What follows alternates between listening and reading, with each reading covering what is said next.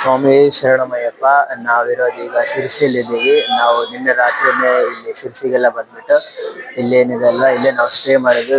ಬೆಳಗ್ಗೆ 6 ಗಂಟೆಗೆ ನಮ್ದೆಲ್ಲ ಇಲ್ಲಿ ಮಹಾಮಂಗಳಾರತಿ ಆಯ್ತು. ಮಹಾಮಂಗಳಾರತಿಯಲ್ಲಿ ನಾವು ಈಗ ಪೂಜೆ ಮಾಡ್ಕೊಂಡು ಇಲ್ಲಿಂದ ನಮ್ದು ನೆಕ್ಸ್ಟ್ ಯಾತ್ರೆನ ಬೆಳೆಸ್ತಾ ಇದ್ದೀವಿ. ಈ ಶಿರ್ಸಿಯಲ್ಲಿ ನಿಮ್ಗೆ ಗೊತ್ತಿರೋ ಹಾಗೆ ಕಾಳಿಕಾ ದೇವಿ ಇದ್ದಾರೆ. ನಿಮಗೆ ಹಾಗೆ ಇಲ್ಲಿ ನಿಮ್ಗೆ ಒಂದಿಷ್ಟು ವಿಷಯಗಳಿದಾವೆ. ಆ ವಿಷಯಗಳನ್ನೆಲ್ಲ ಹೇಳ್ಕೊಂತ ಹೋಗ್ತೀನಿ. ಒಳಗಡೆ ವಿಡಿಯೋ ತೋರ್ಸಕ್ಕಾಗಲ್ಲ, ಯಾಕಂದ್ರೆ ಇದು ಒಳಗಡೆ ಯಾವ್ದು ಅಲ್ಲವಿರಲ್ಲ. ಇಲ್ಲಿ ಬಂದ್ಬಿಟ್ಟು ಬಹಳಷ್ಟು ಒಂದು ವಿಷಯಗಳಿದಾವೆ, ಅದೆಲ್ಲ ಹಂಗೆ ಹೇಳ್ಕೊಂತ ಹೋಗ್ತೀನಿ. ಇದೆಲ್ಲ ಬಂದ್ಬಿಟ್ಟು ಶಿರ್ಸಿ ಟೆಂಪಲ್ ಆಗಿದೆ ನೋಡಿ. ಇಲ್ಲಿ ಅಮ್ಮನವರ 9 ಅವತಾರಗಳಿದಾವೆ. ಇಲ್ಲಿಂದ ಏನಿದೆಲ್ಲ ಇಲ್ಲಿಂದ ಮೇನ್ ಎಂಟ್ರೆನ್ಸ್ ಇದೆ. ಇಲ್ಲಿ ಎಷ್ಟು ಜಾಗಗಳಿದಾವೆ. ಗುಡಿ ಮಾತ್ರ ದೊಡ್ಡ ಲೆಕ್ಕ ಇದೆ. ಒಂದ್ ಸೈಡ್ ಇದೆ ಗುಡಿ. ಅಮ್ಮನವರ ಮೂರ್ತಿ ಮಾತ್ರ ಒಂದ್ ಸೈಡ್ ಇದೆ, ಮಸ್ತ್ ಇದೆ.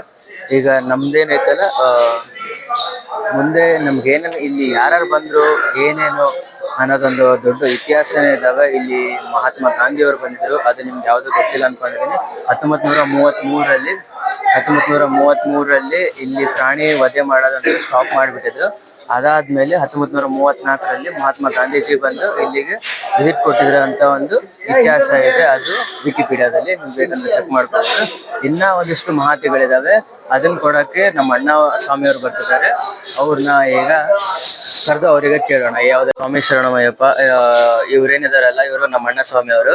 ಇಲ್ಲಿಗೆ ಬಹಳಷ್ಟು ಸಲ ಬಂದ್ಬಿಟ್ಟು ಇಲ್ಲಿಂದ ಇವ್ರಿಗೆಲ್ಲ ಇನ್ಫಾರ್ಮೇಶನ್ ಇವ್ರಿಗೆ ಒಂದ್ ಸ್ವಲ್ಪ ಗೊತ್ತಿದಾವೆ. ಹಾಗೆ ಇವ್ರಿಗೆ ಕೇಳೋಣ ಏನೇನಂತಂದು, ಇಲ್ಲಿ ಇತಿಹಾಸ ಏನು, ಇಲ್ಲಿ ಏನ್ ಮಾಡ್ತಾ ಇದಾರೆ ಅಂತಂದು. ಸ್ವಾಮಿಗಳೇ, ಇಲ್ಲಿ ಏನೇನ್ ಇತಿಹಾಸ ಇದೆ ಇಲ್ಲಿ ಅಮ್ಮನವ್ರದ್ದು? ಸ್ವಾಮಿ ಶರಣಮಯ್ಯಪ್ಪ. ಊರಿನ ಇತಿಹಾಸ ಗಮನಿಸಬೇಕು ಅಂತಂದ್ರೆ, ಮೊದಲು ಇಲ್ಲಿ ಶಿರಸಿ ಮಾರಿಕಾಂಬ ಬರೋಕ್ಕಿಂತ ಮುಂಚೆ, ಮಾರಿಕಾಂಬ ಅಂತಂದ್ರೆ ತಾಯಿ ದೇವಿಯ ಪ್ರತಿರೂಪ, ಮಾರಿಕಾಂಬ ಅಂತಂದ್ರೆ ಪ್ರತಿರೂಪ ತಾಯಿಯದು, ದುರ್ಗಾ ಮಾತೆಯ ಪ್ರತಿರೂಪ. ಇಲ್ಲಿಗೆ ಬರೋಕ್ಕಿಂತ ಮುಂಚೆ ಇಲ್ಲಿನ ಪೂರ್ವಜರು ಚಂದ್ರಗುತ್ತಿಗೆ ಇಲ್ಲಿ ಹತ್ತಿರದಲ್ಲಿರುವಂತಹ ಚಂದ್ರಗುತ್ತಿಗೆ ಪ್ಲೇಸ್ಗೆ ಹೋಗುವಂತ ಒಂದು ವಾಡಿಕೆ ಇತ್ತು.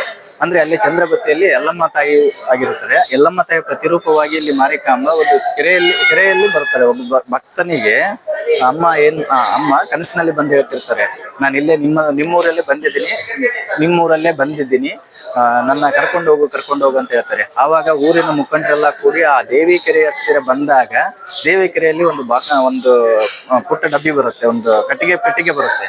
ಆ ಪೆಟ್ಟಿಗೆಯಲ್ಲಿ ತಾಯಿ ಇರುತ್ತಾಳೆ. ಅಲ್ಲಿಂದ ಇಲ್ಲಿ ಶಿರಸಿ ಮಾರಿಕಾಂಬ ಆಗಿ ಆ ತಾಯಿ ಭಕ್ತರಿಗೆಲ್ಲ ಅಭಯ ಹಸ್ತ ಕೊಡ್ತಾ ಇದ್ದಾಳೆ. ಅಯ್ಯಪ್ಪ, ಇಲ್ಲಿ ಜಾತ್ರೆ ವಿಶೇಷಗಳೇನಾದ್ರೂ ಇದಾವ? ಖಂಡಿತ ಇದೆ ಸ್ವಾಮಿ. ಏನಂತಂದ್ರೆ, ದೇಶದ ನಾನಾ ಮೂಲೆಗಳಿಂದ ತಾಯಿಯ ದರ್ಶನಕ್ಕೆ ಬರ್ತಾರೆ. ಆವಾಗ ಅಮ್ಮ ಏನ್ ಮಾಡ್ತಾರೆ ಅಂತಂದ್ರೆ, ಅಮ್ಮ ಮೂಲ ಗರ್ಭದ ಗುಡಿಯಿಂದ ಹೊರಗಡೆ ಬಂದು ದೇವಿ ಕಟ್ಟೆ ಅಂತ ಇದೆ ಸ್ವಾಮಿ. ಇಲ್ಲೇ ಆ ದೇವಿ ಕಟ್ಟೆದಲ್ಲಿ ಕುಂತ್ಕೊಂಡು ಸಾವಿರಾರು ಭಕ್ತರು, ಲಕ್ಷಾಂತರ ಭಕ್ತರು ಬಂದಿರ್ತಾರೆ. ತುಂಬಾ ವಿಜೃಂಭಣೆಯಿಂದ ನಡೆಯುತ್ತೆ. ಪ್ರತಿ 2 ವರ್ಷಕ್ಕೊಮ್ಮೆ ತುಂಬಾ ವೈಭವತವಾಗಿ ನಡೆಯುತ್ತೆ. ಇನ್ನೊಂದು ವಿಶೇಷತೆ ಏನಂತಂದ್ರೆ, ಪ್ರಾಣಿ ಬಲಿ ಇಲ್ಲಿ ನಿಷೇಧವಾಗಿದೆ.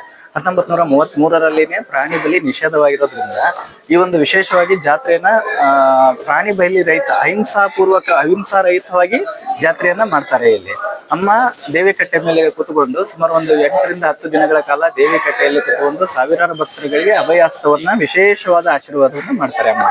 ಇದೇ ಸಮಯ ವಿಶೇಷ. ಸ್ವಾಮಿ ಶರಣಮಯ್ಯಪ್ಪ. ಇವಾಗ ನಾವಿಲ್ಲಿಂದ ಎಲ್ಲಾ ಕಡೆ ಇಲ್ಲಿ ಒಂದು ಗುಹೆ ಐತಿ, ಇಲ್ಲಿ ನೋಡ್ತಿರ್ತದೆ.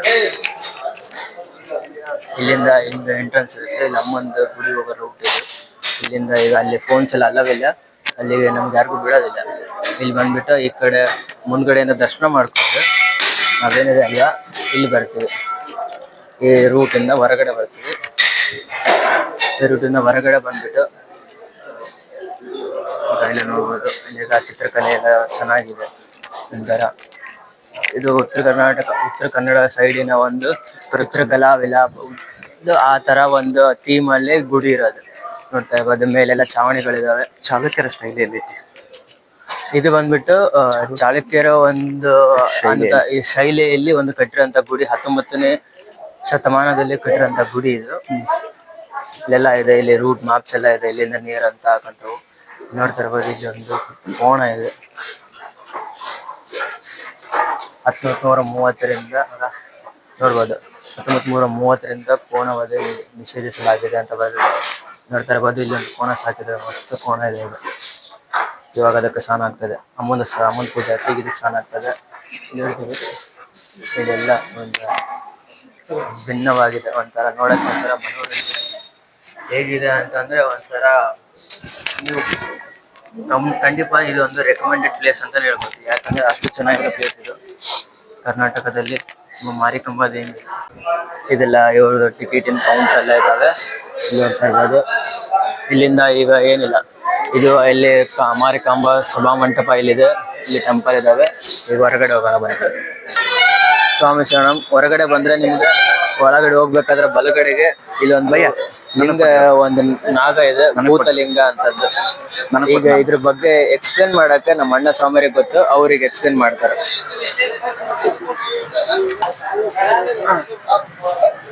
ಇಲ್ಲಿರೋ ಭೂತರಾಜನ ದೇವಸ್ಥಾನ ಎಲ್ಲರೂ ನೋಡ್ತಾ ಇದ್ದೀರಲ್ಲ, ಇಲ್ಲಿ ಭೂತರಾಜನ ದಕ್ಷಿಣ ಭಾರತದಲ್ಲಿ ಅಥವಾ ದಕ್ಷಿಣ ಕರ್ನಾಟಕದಲ್ಲಿ ಅಥವಾ ನಮ್ಮ ಉತ್ತರ ಕರ್ನಾಟಕದಲ್ಲಿ, ಅದರಲ್ಲೂ ವಿಶೇಷವಾಗಿ ಉತ್ತರ ಕನ್ನಡ ಜಿಲ್ಲೆಯಲ್ಲಿ ಮತ್ತು ದಕ್ಷಿಣ ಕನ್ನಡ ಜಿಲ್ಲೆಯಲ್ಲಿ ವಿಶೇಷವಾಗಿ ದೈವಾರಾಧನೆ ಜೊತೆಗೆ ಭೂತಾರಾಧನೆ ಕೂಡ ಇರುತ್ತೆ. ಅಂತ ಒಂದು ವಿಶೇಷವಾದ ಈ ಭೂತರಾಜನ ದೇವಸ್ಥಾನ ದರ್ಶನ ನಾವೆಲ್ಲರೂ ಮಾಡೋಣ.